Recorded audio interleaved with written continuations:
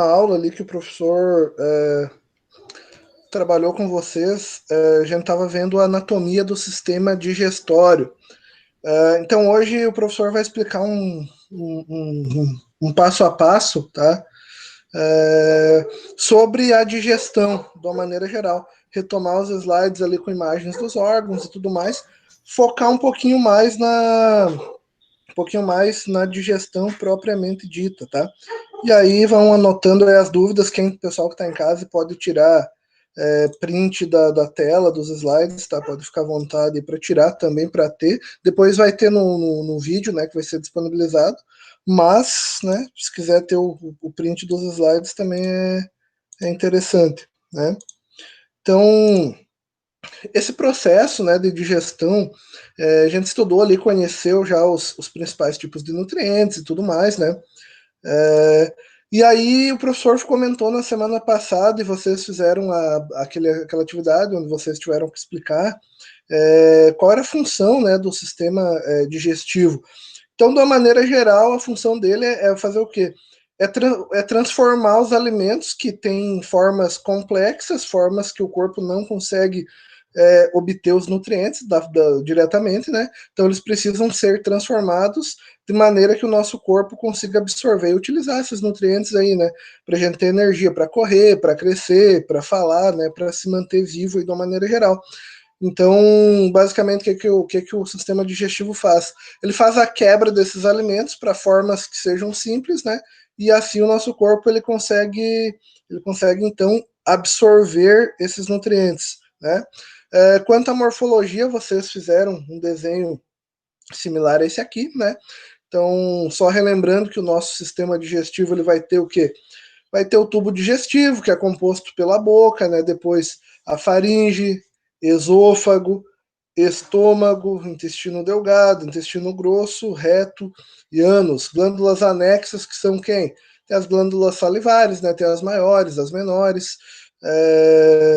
Fígado e o pâncreas, que está aqui ó, abaixo, atrás do estômago. Parece um pedacinho dele aqui. Né? No fígado, a vesícula biliar, que tem aquele líquido, né, chamado bile, tal, bem importante para a digestão dos lipídios. Mas quando a gente fala em digestão, né, então basicamente no ser humano são as duas formas aí, né? A primeira etapa dela é digestão mecânica. Então o que é isso? É o processo, ela envolve o que é a quebra física, tá, do alimento por meio do quê? Por meio da mastigação, tá? Então por meio da mastigação, uma das coisas assim que fez a diferença vamos dizer assim, no aspecto evolutivo de mamíferos, de uma maneira geral, e vamos especificar aí para o ser humano, foi o quê? Foi o surgimento de dentes diferentes. Como assim, professor? Pensem no. Vocês já devem ter assistido um filme de dinossauros e tal, e ali de repente apareceu lá um Tiranossauro Rex, que o pessoal tem como um predador, vamos dizer assim, máximo. O Tiranossauro Rex é aquele que tem uns bracinhos curtos, assim, aquele predador que aparece nos filmes, assim, um caçador e tal, aquele dinossauro que todo mundo tem medo. Mas enfim, tem teorias aí que dizem que ele nem era tão predador assim. Mas se você vê o dente dele no filme, né, eles são todos cônicos, assim, pontiagudos, dentes afiados, com formatos muito parecidos. Ou ver a foto de um dente de um crocodilo, né, de um jacaré, os dentes são para rasgar mesmo, né, perfurar de uma maneira geral. Aqui, quando os dentes são parecidos, quando eles têm formatos similares, a gente chama de homodontia, tá? No caso do ser humano, a gente vai ter dentes diferentes, né? Ter incisivos, né? Os caninos, pré-molares e os molares. O que acontece? Então a gente tem dentes especializados para cortar, para rasgar, para macerar, né? Então eles rasgam, eles cortam, mas eles também trituram o alimento, eles também esmagam o alimento. E essa questão da nossa dentição permitiu com que o homem comesse uma grande variedade, tá, de alimentos. Não tenho dúvida disso, tá? Então o homem é apto a comer diferentes alimentos, muito também em função da dentição que possui, né? Na fase jovem, aí, quando tem os dentes de leite, na faixa de uns 20 dentes, depois faz a troca na casa de 32 dentes, né? Quando vem os permanentes aí. São médias, né? Às vezes, professor, mas eu não tenho, né? Todos, enfim, pode dá uma pequena diferença para mais ou para menos, mas de uma maneira geral, essa é a média, né? Então, essa parte mecânica aqui, ó, mastigação e trituração do alimento. E nesse momento aqui, né, de mastigar esse alimento, né, existe o auxílio de quem? O auxílio da língua, que ajuda a mover esse alimento pela boca, né, e também das glândulas salivares ali, né, para umedecer esse alimento, para facilitar a deglutição, o ato de você engolir esse alimento. O outro momento da digestão que a gente vai focar é o que? A digestão química. E essa aqui acontece, então, por meio de substâncias que o nosso corpo produz, né? E aí, dentro das estruturas certas, essas substâncias vão ser secretadas ali, né? E esse alimento já mastigado, muito bem mastigado, né? Entrando em contato com essas substâncias, ele começa a ser digerido, começa a ter os seus nutrientes, então, vamos dizer assim, disponibilizados, né? Nas formas mais simples para que o corpo, então, consiga absorver. A importância da mastigação, ela se dá porque pense assim, se você tem um pedaço de carne grande, assim, né? Sei lá, um pedação de carne. Você vai levar muito mais tempo para digerir. Se você mastiga aquele pedaço e aquele pedaço fica bem pequenininho, no processo de digestão, essas substâncias químicas que vão ser jogadas ali vão conseguir digerir ele, vão conseguir quebrar aqueles nutrientes muito mais rápido, né? A gente diz que a superfície de contato ali, quanto mais você mastiga, você aumenta a superfície de contato, né, desse alimento com as substâncias que ele, né, que vão agir sobre ele ali. Então, pensando na digestão química, elas se dão por meio aí de enzimas, né, de uma maneira geral. E o que são essas enzimas, né? As enzimas, a gente já estudou sobre proteínas ali, o professor falou, né, que tem as proteínas, que são nutrientes importantes, mas falou que elas têm várias funções no corpo, né, função de defesa, revestir superfícies aí do corpo, né? Então elas também são enzimas, né? As enzimas, elas são proteínas. E elas são específicas. O que é isso? Elas agem, né, de acordo com... elas fazem uma única função, vamos dizer assim, tá? Então, esse desenho aqui é só para demonstrar o quê? Vamos supor que isso aqui fosse uma enzima, né? E essa enzima tem a habilidade de ajudar a digerir gordura, né? E isso aqui, ó, que está escrito substrato, é a gordura, que é a enzima, que é a gordura. Então, ela para digerir é como se essa gordura, se ela se ligasse, encaixasse lá nessa gordura aqui, né? E aí vai acontecer isso aqui, ela consegue digerir e libera aqui os produtos da digestão, tá? Para ela conseguir digerir, vamos dizer assim, proteínas, né? Ela teria que ter um outro formato, um esquema tipo chave e fechadura, tá? Para digerir talvez proteínas, você poderia usar aqui como exemplo algo quadrado, ele não ia encaixar aqui, ó, tá? Então é um esquema chave e fechadura, só para dizer que as enzimas elas são específicas e o que elas fazem, né? Elas fazem com que o processo de digestão aconteça, tá? Elas aceleram as reações químicas, então, que acontecem dentro do nosso corpo, elas propiciam, né, essas reações aí para que a digestão aconteça. Aqui são alguns nomes com exemplos, né, de algumas enzimas aí que digerem proteínas, né, a protease, peptidase, a lipase, gordura, né, amilase e maltase digerem carboidratos, açúcares, né, de uma maneira geral. Mas agora vamos focar na digestão especificamente em cada parte, né? O que acontece na boca? Então o professor falou que tem os dentes, né? Então a pessoa vai começar a mastigar, né? A pessoa vai começar a mastigar. Antes de você começar a mastigar, você vai sentir fome. Automaticamente, se você sentiu fome e sentiu o cheiro do alimento, essas glândulas salivares aqui já começam a secretar uma saliva diferente aqui na tua boca, né? O pessoal fala, deu água na boca, né? Então, já para umedecer aqui, para facilitar, tá? Aí você começou a mastigar, a cortar, rasgar e triturar esse alimento dentro da tua boca, e ele começou a ser misturado, então, né, com a saliva, né, que é produzida pelas glândulas salivares. E começou a se tornar tipo uma pasta mole ali, né? Isso a gente vai chamar de bolo alimentar. Só que nessa saliva, que são as glândulas, né, salivares maiores, tem as menores também, Nessa saliva ali tem algumas substâncias que são antissépticas, mas tem uma substância que já inicia a digestão de um dos nutrientes, aqui na boca. Tá? Essa substância aqui, ó, se chama pitialina, e ela vai iniciar a digestão do quê? Digestão do amido. O que é o amido, professor? O amido é um açúcar que tem nas plantas, por exemplo. Tá? O amido é um tipo de açúcar, é um carboidrato. Então, a digestão dos carboidratos, né, do amido, ele já inicia aqui na boca, tá? Mastigou, umedeceu o alimento, formou aquela pasta que a gente chama de bolo alimentar, vai engolir, certo? No ato de engolir esse alimento, ele vai passar por onde? Ele vai passar pela faringe. Aqui, ó.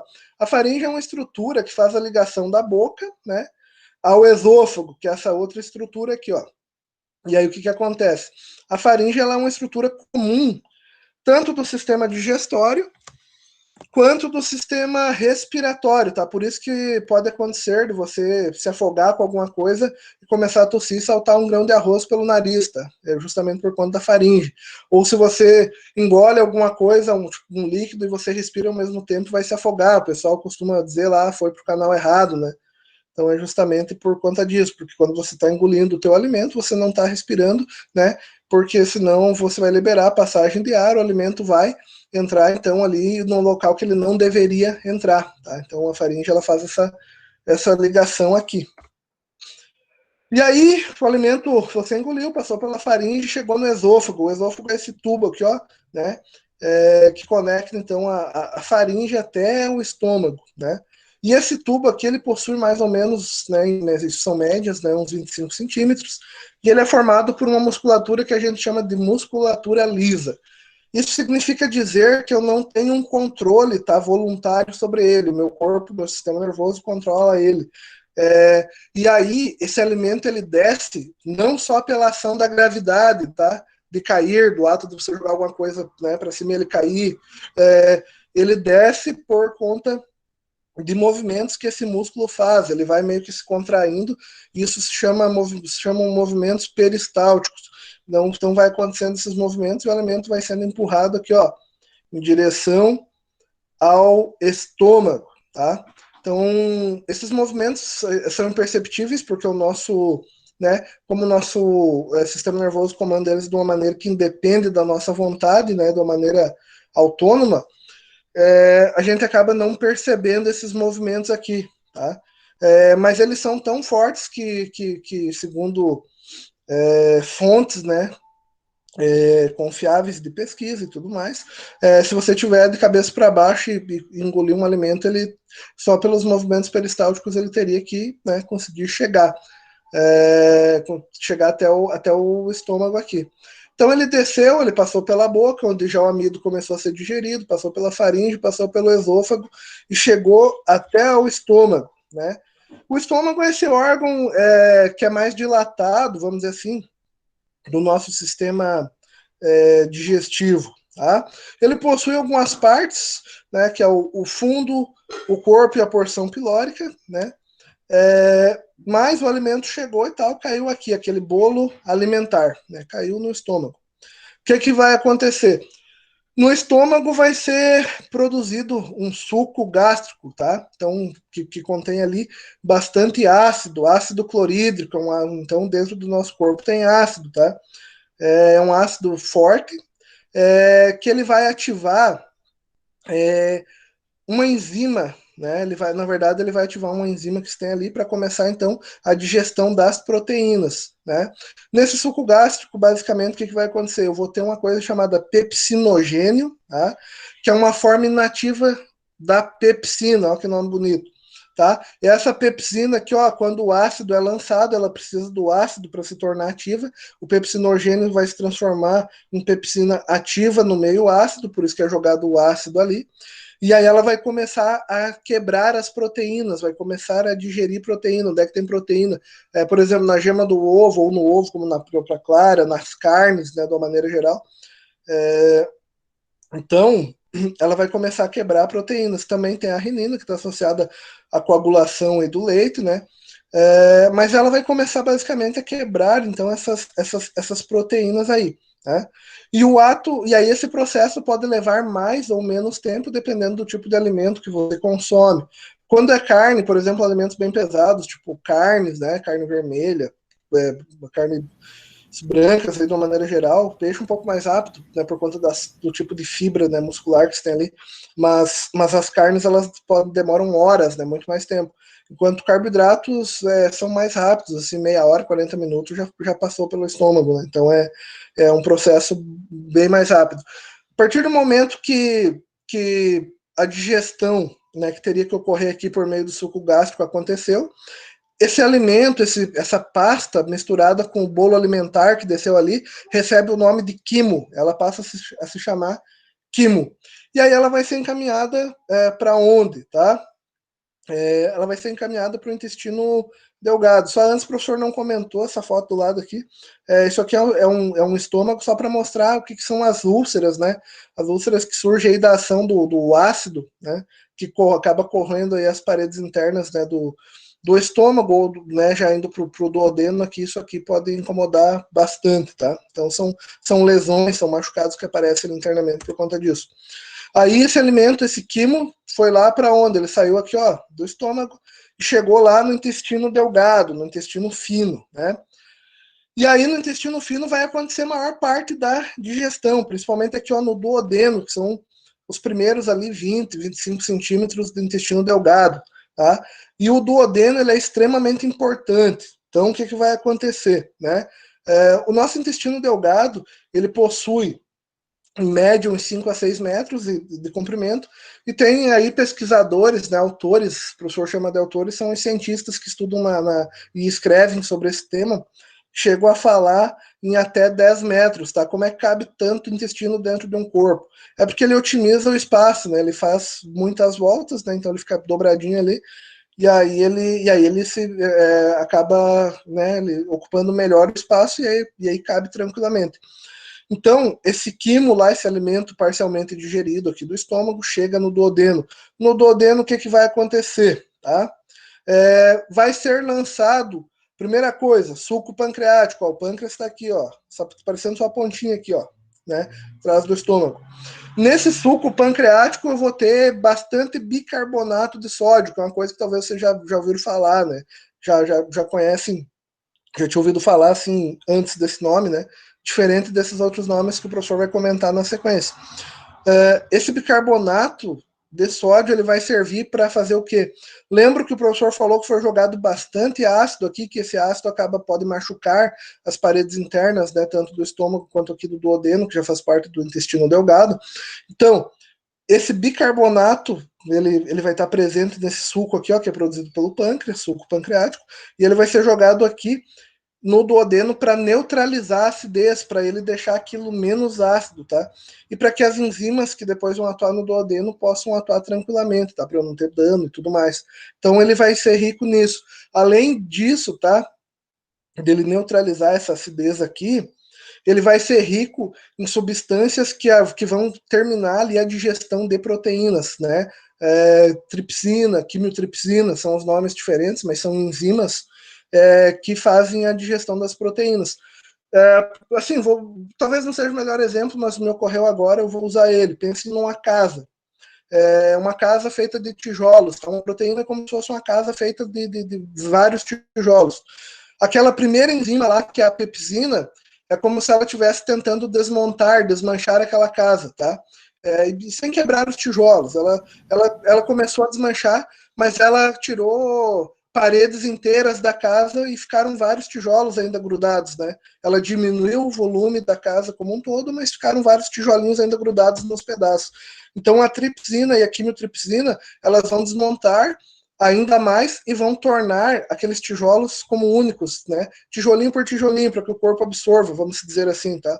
Então, nosso corpo precisa absorver as formas mais simples, e proteínas são essas enzimas aqui, ó, que vão agir, estão no suco pancreático.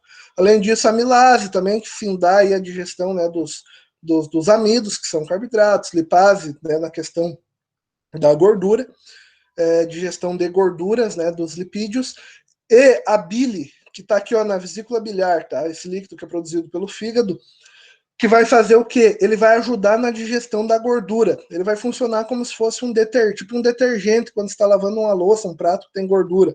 ela vai emulsificar a gordura, como se ela transformasse a gordura, dividisse a gordura em partes menores para que as enzimas pudessem, então, quebrar ali essa gordura, né, para que a lipase possa quebrar essa gordura e fazer a digestão, tá? Então, a bile é bem, bem importante aí nesse processo.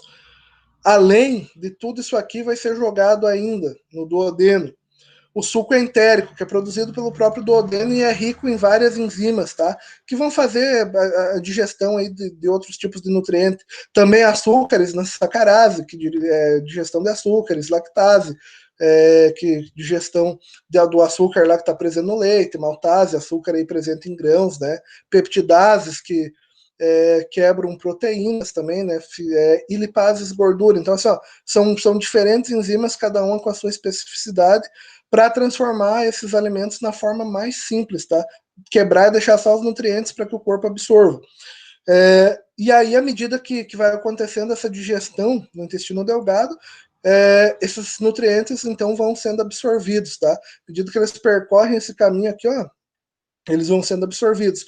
Isso aqui, ó, por dentro é cheio de dobrinhas, tá? Para que esse alimento vá raspando nessas dobrinhas e aumente a superfície de contato dele e ele seja absorvido. Então é cheio de dobrinhas aqui, tá? Quando esse alimento é misturado aqui no intestino delgado, ele é misturado ao suco pancreático, a bile, o suco entérico, ele recebe o nome de quilo, tá? Ele passa a se chamar então o quilo. E aí, quando os nutrientes já foram absorvidos e tal, ele vai chegar aqui, e vai entrar onde? Vai entrar no intestino grosso, tá? Entrou no intestino grosso possui aí algumas partes, né? Uma região chamada de seco, cólon ascendente, porque ele tá subindo, então ascendente, transverso pela posição que ele tá, descendente, tá descendo, e o sigmoide, parece um Szinho, né? Depois reto e ânus, né? E aí o que vai acontecer? Quando chegou aqui para absorção, sobrou basicamente quem? Os sais minerais e a água. Então, à medida que esse caminho vem sendo percorrido pelo alimento, vão sendo absorvidos sais minerais e a água, né? De formação de fezes e aí a eliminação das fezes, tá? Por isso, quando a pessoa, por exemplo, está com a dor de barriga, algum problema nesse sentido, né, as fezes saem bastante líquidas porque não dá tempo de absorver a água, tá? O intestino grosso não consegue absorver a água, a gente acaba perdendo muitos nutrientes, né? Principalmente aqui os sais, né? Minerais, tanto que a gente toma um soro lá, né? Tem uns soros daí que o pessoal dá lá e tal para fazer a reposição, né? No intestino grosso tem essa parte aqui, ó, que é tipo um saco sem fundo, que chama apêndice, né? E o pessoal é um órgão provavelmente vestigial, não se tem muito assim uma função específica para ele definida ainda hoje, né? Talvez um reservatório da flora intestinal aí de bactérias, né, que se tem aqui.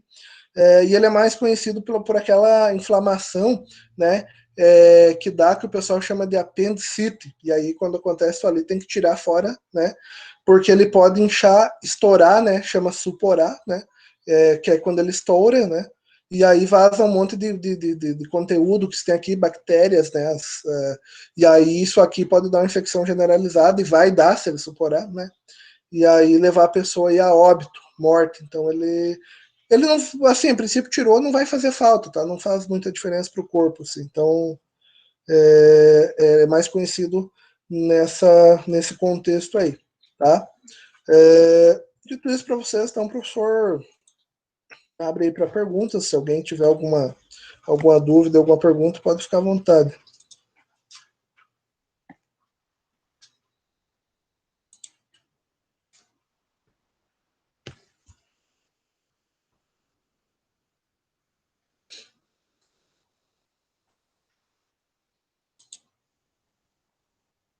Não, tranquilo?